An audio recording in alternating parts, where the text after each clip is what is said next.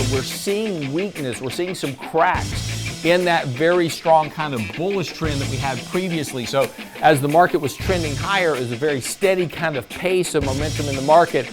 That's starting to kind of show a bit of a peak. That momentum, very strong coming off the bottom in November, but is now kind of starting to taper off here, and we're seeing some signs of weakness.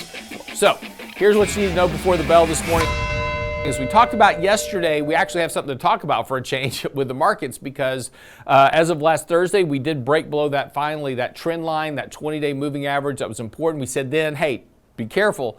Don't knee-jerk react to that, because these things can give you kind of a whipsaw. And of course, on Friday, we recovered the 20-day moving average, held above it yesterday. So as of this moment, that break of the 20-day moving average has now been negated. The markets are just fine. We're hanging in there. There's been no change to the bullish trend of the markets. So again, this is why it's very important to never react to that first initial break. And this is what happens with a lot of people when they're trading technically. They set a stop level and say, okay, here's my stop level at this price.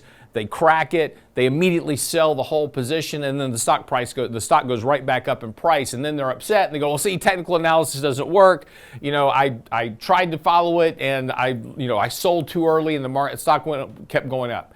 That's why you want to be careful about these initial breaks. You got to give them a little bit of time to confirm that there's been a change in the direction of the market. Right now, that has not occurred as of yet. Now, the one thing to pay attention to, of course, is that we do have a previous kind of topping process that was set into place, and the market has now been declining in terms of the price momentum. So we're seeing weakness, we're seeing some cracks in that very strong kind of bullish trend that we had previously. So as the market was trending higher, it was a very steady kind of pace of momentum in the market.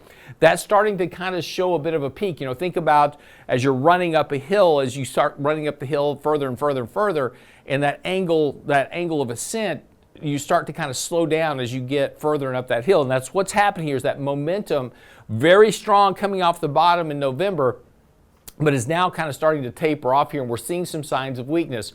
So again, it doesn't mean that we're out of the woods. This initial break of the 20-day moving average, it is a warning sign, and it's worth paying attention to that momentum is weakening in the overall markets.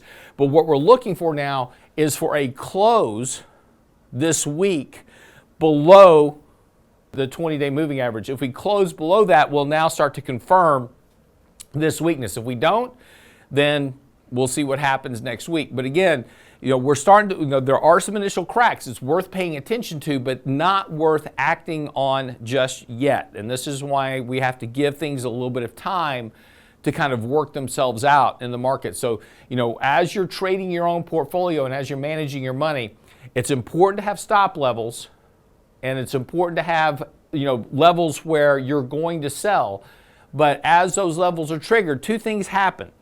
When you tend to trigger a sell signal, generally you're getting pretty oversold. So you're going to get that bounce. So when you get that break, that's a good opportunity to say, okay, now there's a change to the kind of the market tone, which is happening.